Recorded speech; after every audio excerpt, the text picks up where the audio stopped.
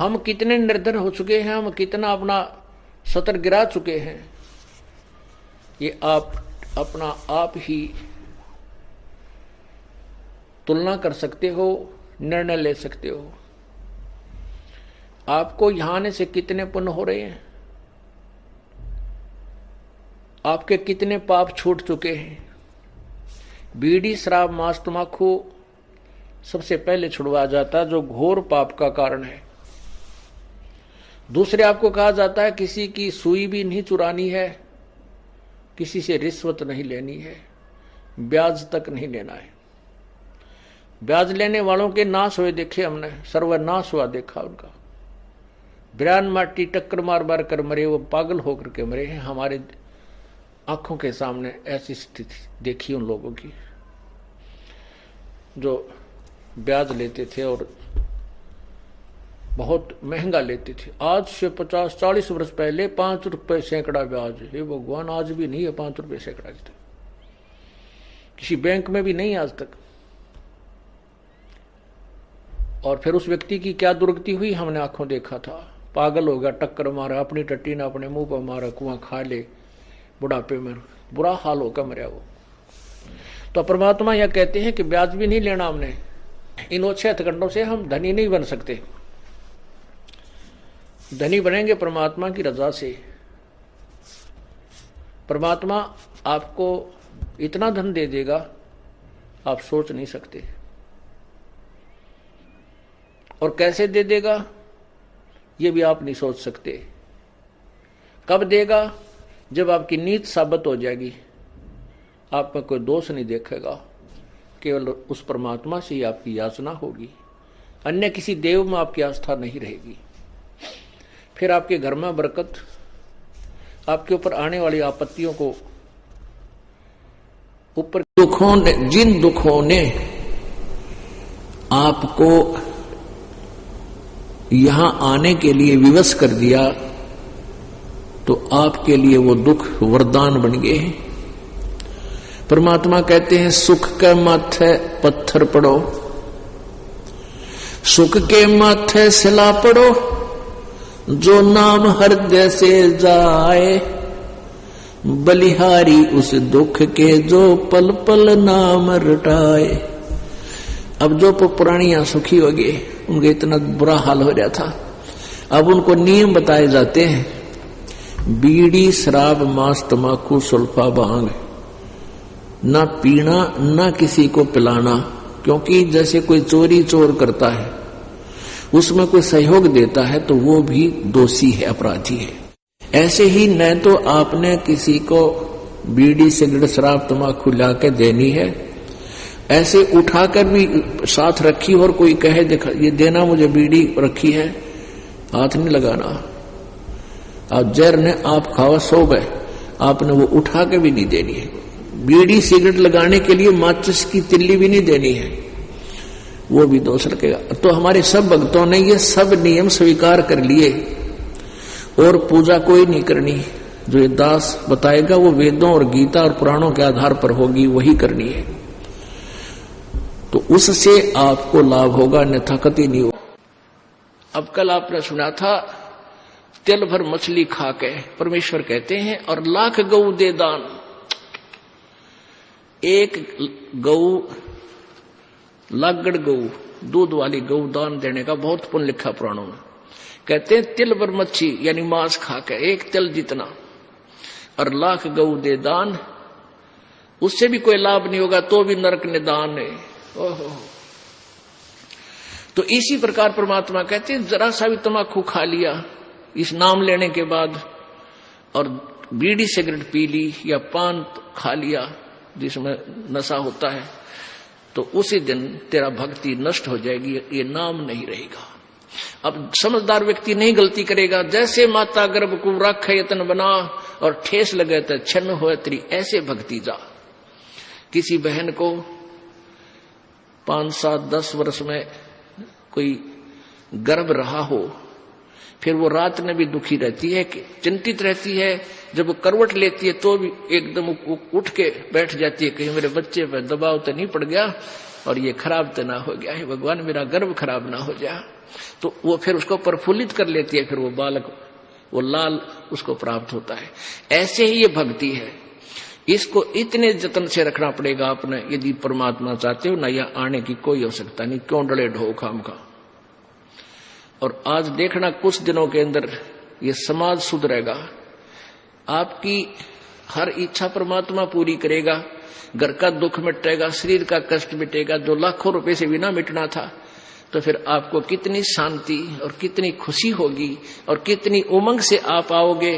पहले वो बीमारी पे पैसा लगाते थे, फिर दान में खर्चोगे और दान से आपको पुण्य होगा। कहते हैं धर्म तो दसके नहीं, दसके तीनों लोग, और खैर आए तुम्हें खैर है, कीजिए तुम भोग। ये कितनी आवश्यक है और कितनी अनावश्यक है।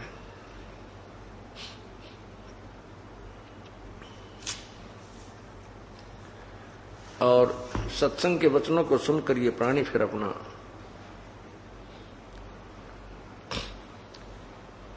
जीवन बदल लेता है, अपनी प्रक्रियाओं में परिवर्तन कर लेता है। और इतना ही काम है, जो बुराइयां हम कर रहे थे उनको त्याग देना है, और जो प्रभु के दिए हुए नियम हैं, परमात्मा का जो संविधान है, उसको स्वीकार कर लेना है। हम संविधान तोड़कर अपराधी बन जाते हैं, संविधान नहीं तोड़ेंगे तो हम अपराधी नहीं बनते। संविधान कैसे कैसे टूटता है, बुराई करने से परमात्मा का संविधान टूटता है, शराब पीने से, तंबाकू प्रयोग करने से, मांस खाने से और अन्य नशीली वस्तुओं का प्रयोग करने से, चोरी, डाके, ठगी, जारी, बुरी नीयत और अन्य झूठ, कपट, हिंसा आदि से परमात्मा का विधान भंग होता है, जिस कारण से ये प्राणी अपराधी बनता है। फिर आध्यात्मिक मार्ग के अंदर संतों का एक विधान प्रभु का ही दिया हुआ अन्य है, जिसमें है कि शास्त्र अनुकूल साधनाएं करना, शास्त्र विधि को त्याग कर मनमानी पूजा करना भी अपराध है। शास्त्रों में जो लिखा है कि पूर्ण परमात्मा ही भक्ति योग्य है, उसी की साधना से जीव का कल्याण संभव है, उसको त्याग कर अन्य जो पूजाएं करते हैं वो मूर्ख लोग हैं। पवित्र गीता जी मैं आपको आज दिखाऊंगा, पढ़ के सुनाऊंगा। उसको भाई जो गुरु बचन पे डट गे रकट गे फंद 84 के। भाई जो गुरु बचन पे डट गे रकट गे फंद 84 के। कट गे फंद 84 के, रकट गे फंद 84 के। भाई जो गुरु बचन पे डट गे रकट गे फंद 84 के। वस्तु मिली ठोड़ की ठोड़, मिट गई मन पापी की दौड़। वस्तु मिली ठोड़ की ठोड़, मिट गई मन पापी की दौड़। ये भरम मिटे मथुरा काशी के, भरम मिटे मथुरा काशी के। भाई जो गुरु बचन पे डट गे रकट गे फंद 84। तो यहाँ बीड़ी, शराब, मांस, तंबाकू और किसी प्रकार का दहेज, बकवाद, सांग, सिनेमा, फिल्म, ये बकवाद नहीं देखनी, ये मैच नहीं देखने आपने। अब क्योंकि जब हम साधु हो जाएंगे, संत हो जाएंगे, जब हमने पता लग जाएगा कि देखा है कोई देखने की चीज से, ये ताश खेल रहे हैं, मार बेगम हर में लेना नहीं देना, क्यों मन में बकवाद चाहिए, और सारा दिन सुबह से लेकर शाम तक लेप कर देखेंगे। और इसी तरह ये मैच, क्रिकेट के मैच 3-3 दिन आंख फाड़े बैठे रहे, क्या मतलब है इसका? अपनी भक्ति करे, मालिक ने याद करे। वह खेलने और हम देखा, जैसे मैं लड्डू खाऊं और तुम देखो, ओहो वो 2 खा गया, तुम न के बिल्ला बोले आदमियों, तो ये बालक बुद्धि से हमने थोड़ा हटके चलना पड़ेगा। वो तो अपने पैसे कमाओ, करोड़पति हो गए हैं, अरे ये भोली आत्मा उड़ बैठे बेमतलब टीवियां पर बैठे रहे, काम भी छोड़ दे।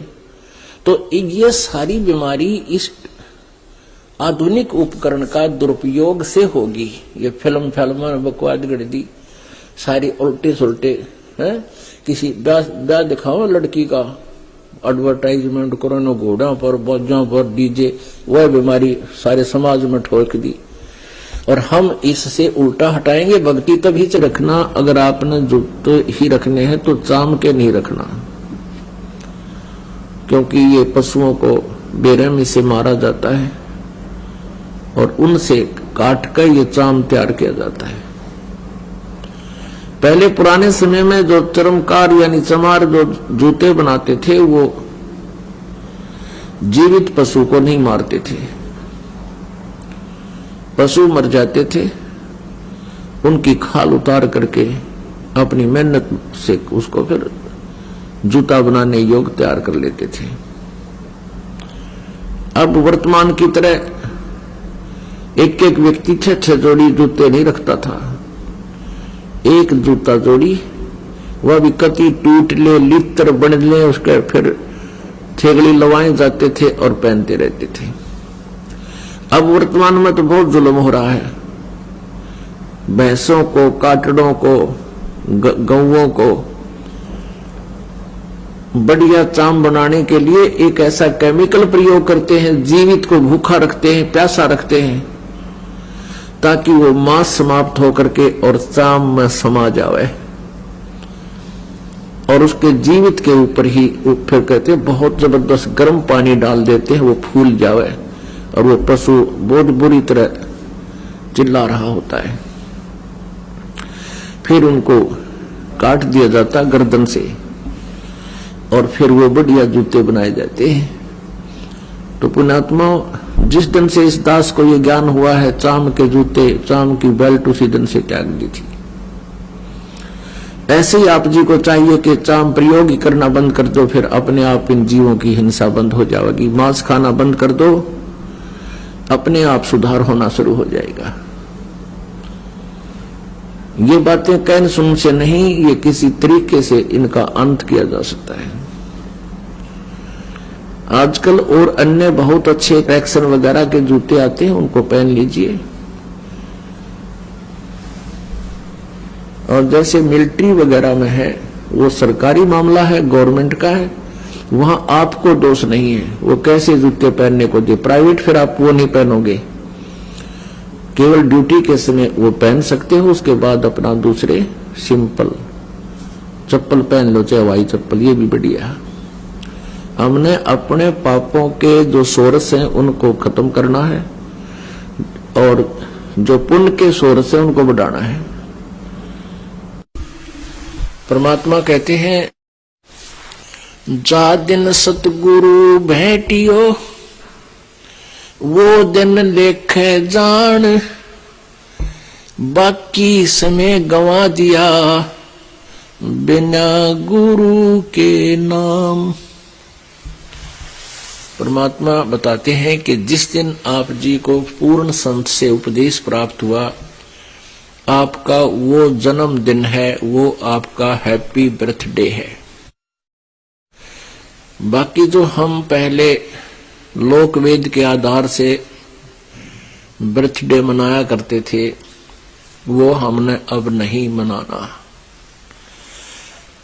उसको हम खुद हैप्पी बर्थडे मानना है, तो बड़ा दुख था हमारे ऊपर, कैर टूटा, जन्म हुआ, ना जाने कितने कष्ट जीवन पर आवेंगे, कोई बच्चा हो गया तो मर जाएगा, कोई बचेगा ना बचे,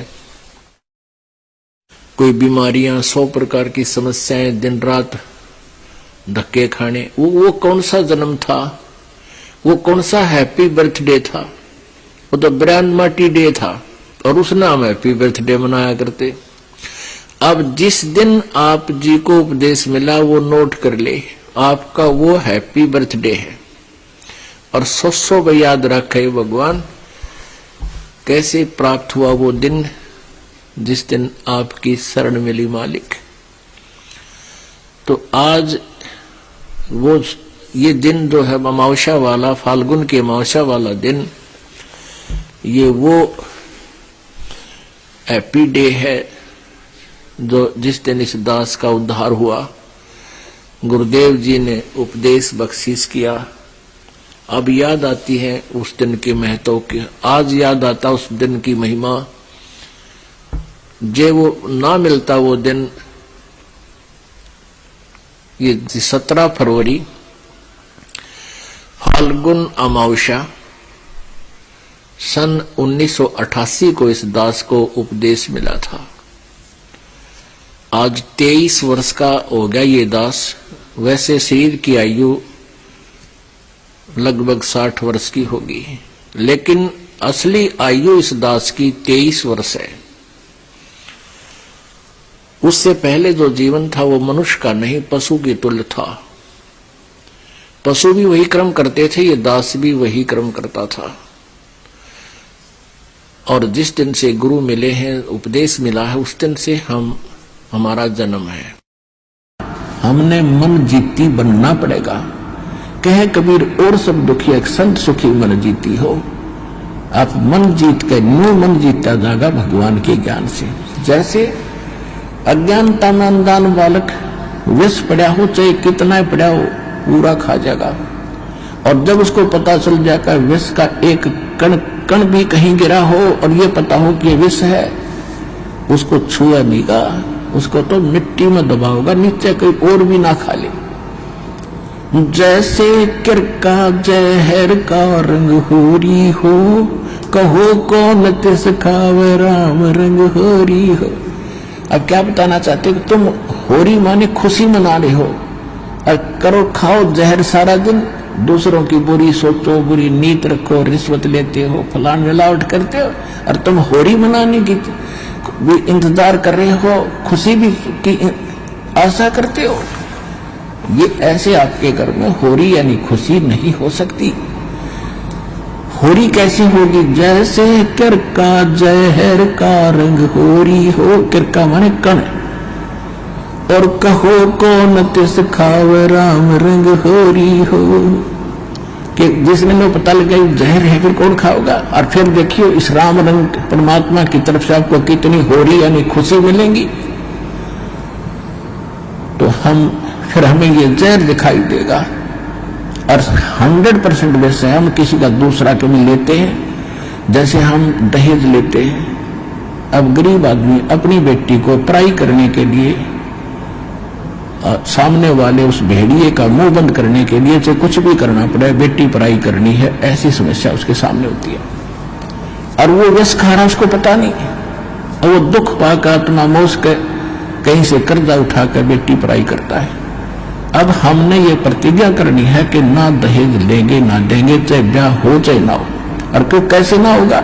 वाह भैया, भगवान ने संस्कार जोड़ रखा, उसने मिटा कौन देगा?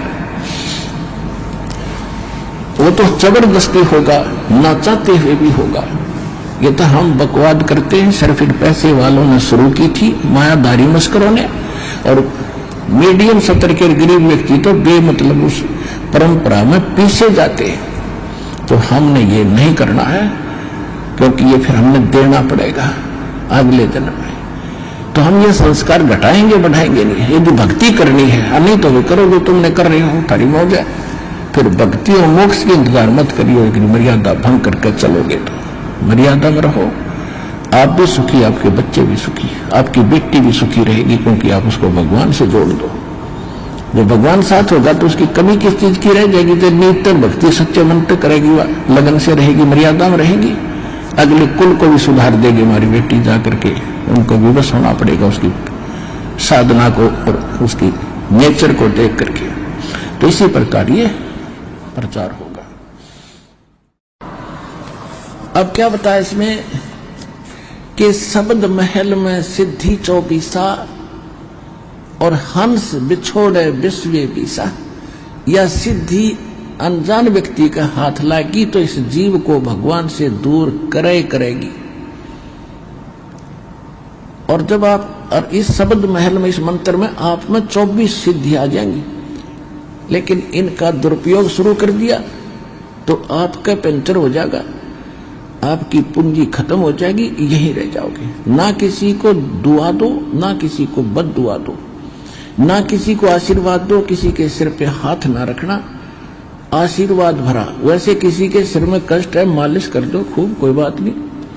और एक अपने पर गुरुदेव और भगवान के अतिरिक्त किसी के चरण नहीं छूना। वैसे कोई बूढ़ा बुजुर्ग बीमार बालक के पैर दुखे, खूब दबाओ, मालिश करो, वो चीज अलग है। उस भाव से नहीं, एक पूज्य भाव से नहीं, सत्कार करो, खूब नमस्कार करो, कति नतमस्तक होकर प्रणाम करो सबको, ये सत्कार है। और चरण छूना ये पूजा माता है। तो पूजा केवल एक भगवान और उसके स्वरूप यानी गुरु के अतिरिक्त हम नहीं करेंगे। तो ये कुछ मर्यादा है जो समाज से हमारी हटकर होती है। तो हमने समाज के अनुसार नहीं चलेंगे, चाहे हमने वो दुख वो परेशान हो, प्रसन्न हो या ना हो, हमने परमात्मा को प्रसन्न रखना है, हमने राम राज्य करना है, भगवान खुद खुश करना है। और जिन बातों से गुरु दुख पावे, तीन बातों को दूर भगावे, तब हंसा सतलोक जावे। तो इस तरह की कुछ है, ना किसी को बद्दुआ देना, ये भी हमारी हानि होती है, और ना किसी को दुआ देना, किसी को आशीर्वाद भी नहीं देना, तेरे न्यू हो जाएगा, फलाना हो जाएगा, ठीक हो जाएगा, ऐसा खुश रहो, ये नहीं बोलना।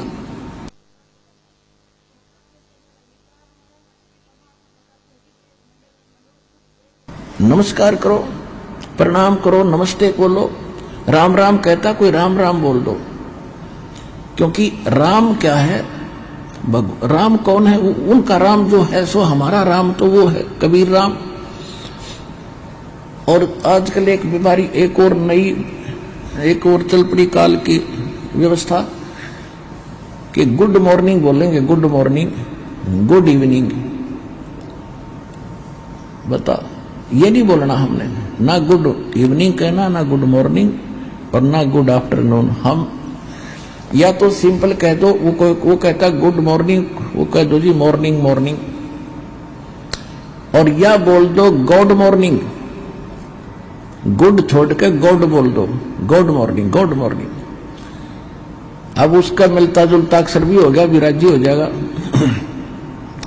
गॉड मॉर्निंग, गॉड अभ्यास बना लो अपना ये, God morning, God afternoon, God night, यानी गॉड गिवन है ये समय। सुबह भी उसकी दया से हुई है और दोपहर तक भी हम उसकी रजा से पहुंचे हैं, और शाम हुई है तो भी गॉड मॉर्निंग, गॉड इवनिंग, भगवान की दी हुई शाम है। गुड वैसे हो जाएगी हमारे कहने से, तुम्हारे कहने से हो जाएगी, लेकिन उसकी हो जाएगी, आपकी पेंटर हो जाएगा।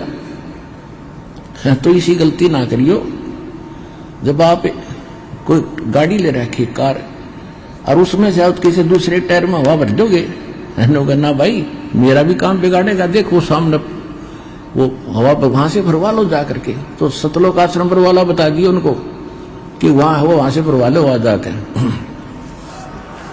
सर्व सोने की लंका होती रावण से रणधीरम, और एक पलक में राज विराजी जम के पड़े जंजीरम। इसे मोटे उदाहरण दे रखे भगवान ने। जब ये आत्मा थोड़ी सी भी चेष्टा करे, इसके ऊपर ये भांग का नशा, इस माया का नशा हो रहा है, ये तुरंत उतर जावे। परमात्मा कहते हैं कबीर ये माया अटपटी सब गट आन अड़ी, और किस किस ने समझाऊं या कुएं भांग पड़ी।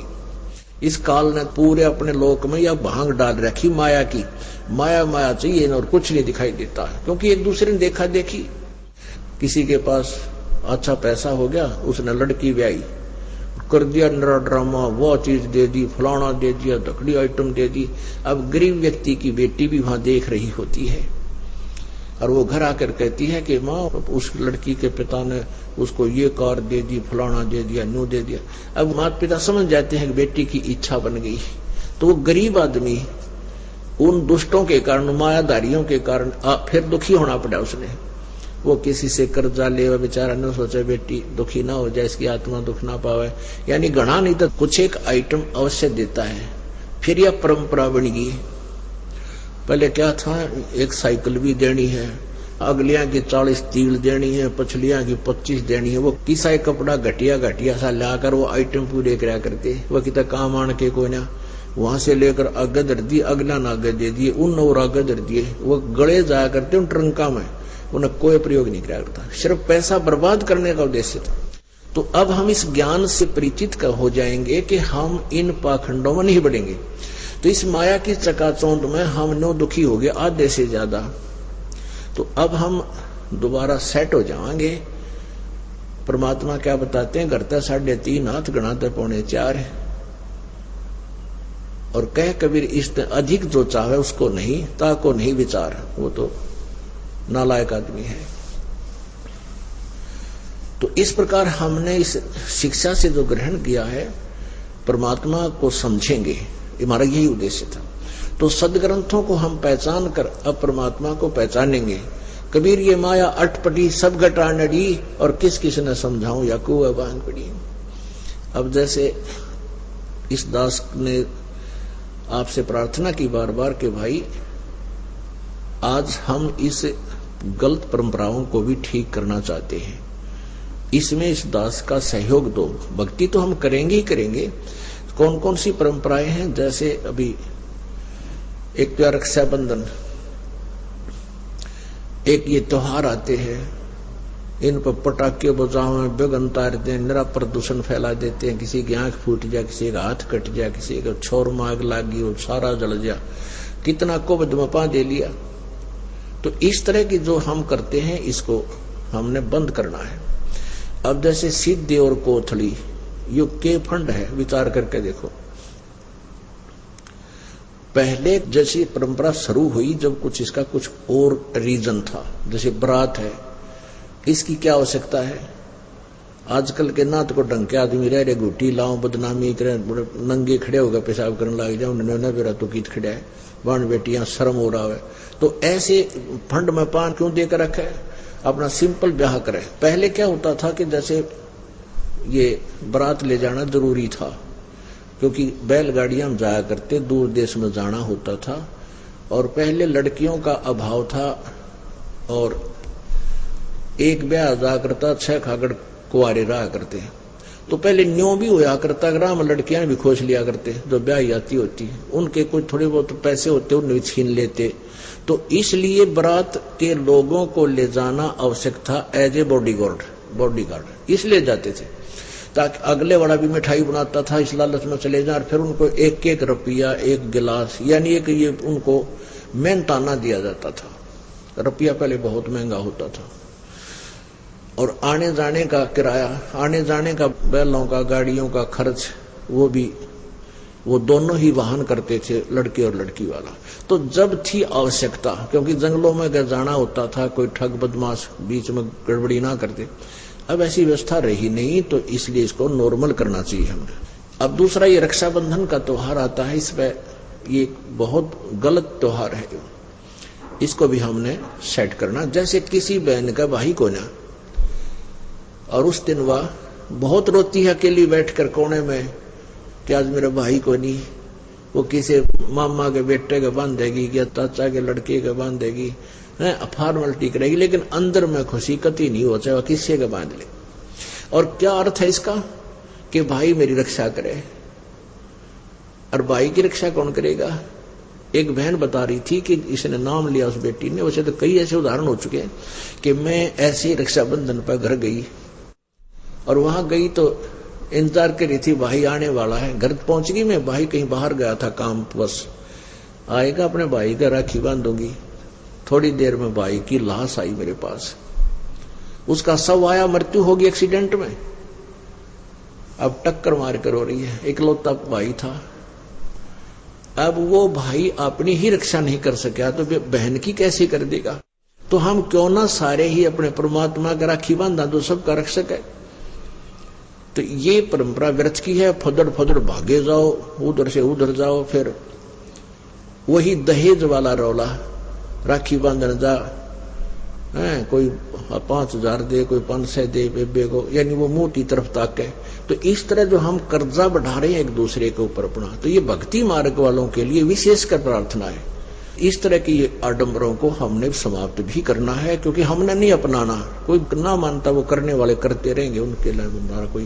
क्योंकि जो स्कूल में बालक आता है जो विद्यालय में प्रवेश लेता है उसके लिए आदेश होते हैं अध्यापक के मर्यादा में रहने के। जो हॉस्पिटल में जो किसी डॉक्टर के अंडर ट्रीटमेंट है उसके लिए परहेज बताए जाते हैं। तो वो परहेज उस मरीज को मानने पड़ेंगे, और जिसने मरना है वो मरो, तोड़ो परहेज, करते रहो, फिर उसका लाभ कुछ नहीं होगा। ऐसे ये बहुत परंपरा है। अब जिनका भाई नहीं है उन बहनों के, उनकी भी यही दशा होती है। और इसमें एक लालच अहम होता है। पहले भी भाई वो ही था जो कभी कभी जाता था अपनी बहन का, कोई ऐसी बात नहीं थी, भाई बहन की तरह आते जाते थे। और उस दिन विशेष ड्रामा करेंगे, न्योक भाई थोड़ा सा राजी होकर सरेआम खड़ा होकर नो पैसे गणे दे दे, यानी पड़ोसन आदि के कहने से वो एक पाटड़ा उसका पटड़ा लगाएंगे, फिर उसकी आरती उतारेंगे, फिर तिलक लावेंगे, उसका टीका करेंगे। तो ये भक्ति मार्ग में ये नहीं चलेगा, क्योंकि हमने केवल एक मालिक की पूजा करनी है, किसी अन्य की नहीं, और अपनी पूजा भी नहीं करवानी है, क्योंकि हम फिर भक्तिहीन हो जाएंगे। इसलिए जैसे हम पहले भाई बहन थे, उस जिस दिन वो ब्याह है बहन का, बेटा लड़के या लड़की का, आप जा सकते हैं, सहयोग कराओ। कई दिन पहले चले जाओ, अगर टाइम है तेरे पास तो एक दो दिन पहले जाओ, बहन का सारा काम करवाओ, आगे लाकर मदद करवाओ। और मान लीजिए कोई पैसे की आवश्यकता है तो बहन को पैसा दो, 10-20 हजार की आवश्यकता उसको दे दो, एज ए लोन दो, क्योंकि उस पर कर्जा ना पड़ेगा। फिर बहन धीरे धीरे उस पैसे को, मान ले जिसके पास ब्याह के पैसे नहीं है, ऐसे मदद करनी चाहिए हमें। और आप जी से बार बार प्रार्थना करते हैं, क्योंकि इस दास को एक सबसे बड़ी समस्या ये आ रही है कि हम इतना लंबा चौड़ा कोर्स है, यो 1 साल में भी पूरा नहीं होता, जो सत्संग विचार दास सुनाता। तो इसमें बीच बीच में सदग्रंथों के जो बड़े प्रकरण आ जाते हैं, तो इस तरह की जो ज्ञान है, जो छोटी मोटी जो ये परंपराओं के बारे में जानकारी बार बार नहीं दे पाता। तो इस तरह आप जी का फर्ज बनता है एक दूसरे को समझाए, भाई ऐसे ऐसे कहानी है और हमने इससे वापस हटना है। तो कहने का भाव यह कि हमने ब्याज भी नहीं लेना किसी से, वो काफर जो ऋण हत्या रखे, तो ब्याज हमने नहीं लेना किसी से। और मान लीजिए आपने आवश्यकता पड़ती है तो आप ब्याज दे सकते हैं, क्योंकि जब तक समाज में पूरा सुधार नहीं आएगा तब तक आपको आवश्यकता पड़ सकती है। आप कबीर साहब कहते हैं, कबीर आप ठगाइए और न ठगिए कोई, आप ठगाएं सुख होता है और ठगे दुख होए।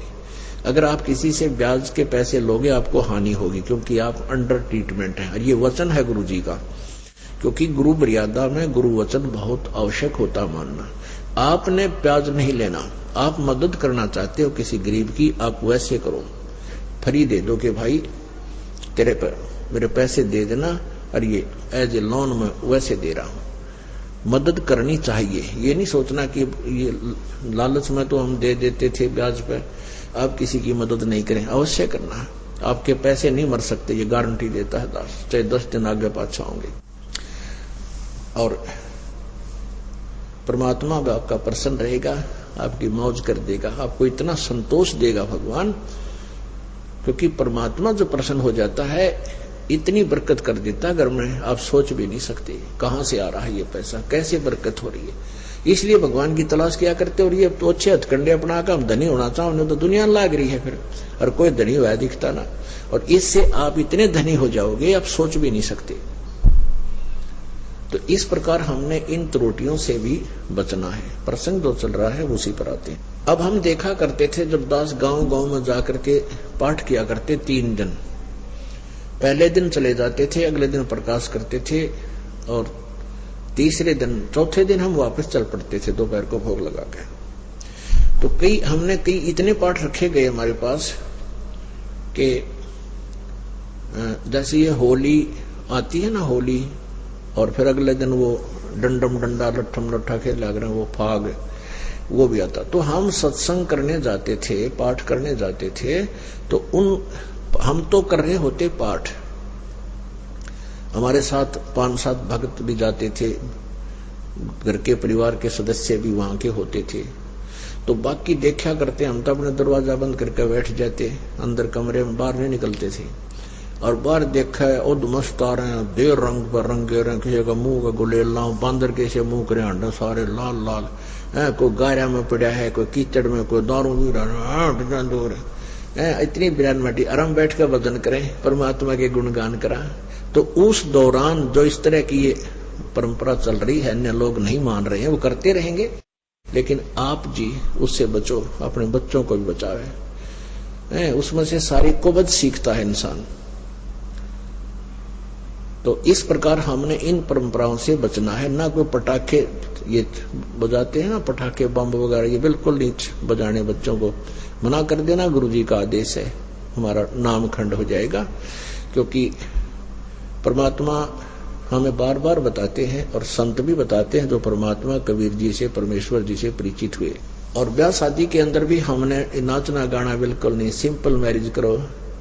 दो बच्चों का सहयोग जोड़ना है, वो जोड़ते भगवान ने रखा, पहले उनके संस्कार में मिला रखे। हमने तो ये ड्रामाबाजी करनी है, ये बेमतलब की नहीं करनी चाहिए। स्वाभाविक करो, 5-10 आदमी इकट्ठे हों और परमात्मा का ये रामायणी है, गरीबदास साहिब जी की असुर निकंदन रामायणी, इसका पाठ कर दे, दोनों बच्चों को बैठाकर 10-5 वक्त आ जाए, उनको खाना खिला दे। तो इससे इतनी अमर वाणी है परमात्मा की, सभी देवी देवताओं का सत्कार, सभी का वहां पर उपस्थिति हो जाती है और वो सदा बच्चे सुखी रहेंगे, क्योंकि उनके पास फिर नाम भी साथ होगा। तो संयोग तो मालिक ने जोड़ रखा है, इस काल ने हमें मूर्ख बना रखा है। ये पैसे के मायाधारी लोग मस्करे, ये फिर ड्रामा बना देते हैं, नाचे गावे, डीजे लाओ, छोरी भी नाचे, सरेआम ड्रामा काटे, तरह गजब, ये शर्मबाजी कति संसार की। तो इस प्रकार हमने इसको रिसेट करना है, हमें भगत बन के रहना है। तो क्या बताते हैं, जैसे बहुत से, एक बार देखा, एक समाचार पत्र में पढ़ा और एक हमारे मित्र कह रहा था, मेरे पड़ोस में ऐसी ही घटना घटी। पहले दिन, जैसे पहले दिन लड़के वाले के घर पे खूब जश्न मनाए जाते हैं, डीजे बाजे, नाचे कूदे, बाण बेटियां सारे बुरी तरह, उनका फोटो ले रखा था। और अगले दिन बारात चली शादी करने के लिए, कलानौर के पास एक्सीडेंट में और 4 व्हीलर टकरा गया, जिसमें 8-10 व्यक्ति मर गए। 4 व्हीलर से वह कार टकरा गई, जिसमें दुल्हा बैठा था, जो शादी करने जा रहा था, वो मर गया। और अगले दिन दोनों फोटो साथ साथ दे रखे थे, टक्कर मार रहे, बाल पाट रही वो बहन बेटियां जो पहले दिन नाचे थी, फंड कर रही थी, अरे टक्कर मार रही है। तो इसी प्रकार संत और परमात्मा से परिचित महापुरुषों ने एक ही बात कही है। एक बार नानक साहिब जी से कहा कि प्रभु, हे भगवान, आप कभी हमें खुशी नजर नहीं आती, ना इन त्योहारों के अंदर आप कभी सहयोग में शामिल होते हो। तो क्या कहते थे कि ना जाने काल की कर डारे, किस भी ढल जा पासा वे, और जिनाते सरते मौत खड़क दी, उन्होंने केड़ा हासा वे। अब ना बेरा कब के बिजली गिर जाए, 1 सेकंड का नहीं भरोसा किसी का भी। जैसे आप पिछले इतिहास देख लो, 2005 के अंदर हरियाणा के 2 कैबिनेट सत्र के मंत्री एक ही हेलीकॉप्टर में मृत्यु को प्राप्त हुए। उनकी कितनी आशाएं थी, कितनी उमंग थी, किसी मंत्री बने जो पता नहीं क्यों बढ़ाइयां बैठी थी और मिठाइयां बैठी थी, और गए 1 सेकंड में। या क्या, किस चीज पर प्रसन्न हुआ इंसान, या भूल लाग रही है, अज्ञानता में हम ऐसी कर रहे थे। हमें डर के रहना चाहिए, भगवान का भजन करना चाहिए, और कभी किसी का बुरा नहीं करे। कोई राजपद प्राप्त भी कर लेता है तो कति भगवान से डर के कलम चलावे, गलती नहीं करे, अपने पापों की गठड़ी सिर पे नहीं रखे, नहीं तो लद्या जाएगा वो पापों से गधे की तरह। और पीछे ये आंध्र प्रदेश के मुख्यमंत्री जी हेलीकॉप्टर में क्रैश हो जाने से गिर कर मर गए 1 सेकंड में, और 3 दिन में तो लाश पाई थी, कड़ा पड़ा, कहाँ टुकड़े हुए उसके, जाके कोई फर्स्ट एड करनिया नहीं मिला उसको।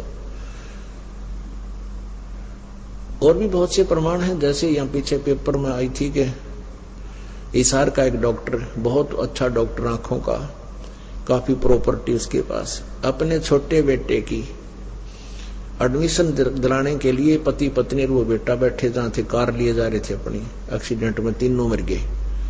और यहाँ पैसे का उसके ऊपर कोई गिनती नहीं कितनी उसके पास, 1 सेकंड में गया कि क्या ले गया, तो हमारे कबीर साहब कहते हैं, परमात्मा कहते हैं, कबीर ये माया अटपटी सब गट आनड़ी, और किस किस न समझाऊं या तो कुआ भांग पड़ी। जिसने इस भांग को पी रखा वो सारे इससे काम लाग रहे, उसी धुन में है। पोलैंड का एक पूरा कैबिनेट, यानी जिसमें मंत्री प्रधानमंत्री सारे बैठे जाते एक के साथ में, और उस पूरा क्रश हो गया, क्षण आदमी मर गए। बताओ, वो सारा कैबिनेट मंत्री महामंत्री सारे मर गए एक सेकंड में। तो पुण्यात्माओं, हमारा इस काल की भांग का इतना नशा हो गया कि ये इतने हम रोज देखें झटके, फिर अपना असर कति नहीं होता। हमने अंडी पाके अंडे जा, और ये अंडीपना इस ज्ञान तो मिटेगा। ये जो ज्ञान आप सुनोगे, हृदय में जमाओगे, तो जब बात बनेगी। ये बातें कहने सुन की नहीं भाई, ये कर पाड़न की है। तो क्या कहते हैं, नानक साहब जी से कहा था, पूछा करते, वो कहते थे, ना जाने काल की कर डारे और किस विध ढल जा पासावे, और जिनाते सरते मौत खुड़क दी उन्हानू केड़ा हंसावे। या किस चीज पर नाचे गावे, किस चीज की खुशी मनावे, एक सेकंड का भरोसा नहीं। आज पुत्र होने की खुशी मना रहा, डफल बजा रहे सब कुछ, और महीना पीछे मृत्यु हो जाती है, टक्कर मार रहे हैं। तो ये ड्रामाबाजी हम ज्ञान से ही बंद कर सकते हैं, कहने सुनता नहीं हो सकती। तो ज्ञान होगा इस तत्व ज्ञान से। आप सत्संग में आओ, अपने बच्चा ने भी लावे, पुस्तक दो, सीडी ले जाओ, सस्ते से सस्ती दे रहे हम यहाँ सीडियां। हमारा उद्देश्य है कि जनसाधारण तक ये ज्ञान पहुंचे किसी तरह, और ताकि ये आग लगी हुई है ये बुझ जाए, मानो का जो हौस बढ़ गई है माया की, ये कम हो, और परमात्मा की भक्ति करके अपना कल्याण करवाए। वास्तविक माला है। तो ये परमात्मा हमें यही बताना चाहते थे कि तुम जो साधनाएं कर रहे हो, इनसे कोई लाभ नहीं होगा। और कोई विकार नहीं छोड़ रखा उन कबीर पंथियों ने। सारे जर्दा खावें, बीड़ी पीवें, और तमाकू खावें, और पूजा, क्योंकि उनसे लाभ तो होना नहीं कोई। अब जैसे ये दास इस हरियाणा में यही इसी तरह के तमाकू और शराब यहां भी एक नंबर पे है, खूब पीवे हैं, तमाकू भी खाते हैं। लेकिन जब इन बच्चों को, परमात्मा की प्यारी आत्माओं को ये ज्ञान होगा कि बुराई है और हमारे बंधन का कारण है, तो तुरंत छोड़ देंगे। देखा देखी बुराई लगाई है, वो पी रहा है मैं भी पी लूं, ले पी ले। वो पीने वाला, एक पीने वाला 200 ने आदत खराब करेगा। अब हमारे बच्चे उनको त्याग रहे हैं। सभी मेरे जो दास के अनुयायी हैं, परमेश्वर कबीर जी के सेवक हैं, ये अब सब बुराई त्याग देते हैं। इनको पता है कि भगवान चाहिए तो त्यागना पड़ेगा, ना तो मर कुएं में पड़ गए, फिर कोई लाभ नहीं होगा, हाहाकार मच जाएगी, घर में भी दुख होगा, शरीर में भी कष्ट हो जाएगा। तो ईब 10 बच्चा ने छोड़ी हमारा ने, उन 200 की छुड़वाई। अब हजारों ने छोड़ी तो 10,000 की छुड़वा दी। 1 लाख ने बुराई छोड़ी तो 10 लाख की छुड़वा दी। तो बुराई घर भी ऐसे ही किया था, एक पीने लगा 10 को सिखा दिया, 10 ने फिर 20 को सिखा दिया, हजारों को सिखा दिया। तो ऐसे ही बुराई हम हटाएंगे समाज से। दास का ये मुख्य उद्देश्य है, क्योंकि इसके बिना भक्ति बन नहीं सकती। जैसे किसान खेत बीजता है और खेत को संवारेगा नहीं, वैसे बीज दे, उसको कुछ नहीं मिलना, व्यर्थ प्रयत्न है, वो बीज भी बर्बाद करना है। तो दास का उद्देश्य है कि पहले आपको हर बुराई से दूर करूं जो आवश्यक ही नहीं है हमारे मनुष्य जीवन की, और फिर ये नाम रूपी बीज आप में बोऊंगा। देखियो परमात्मा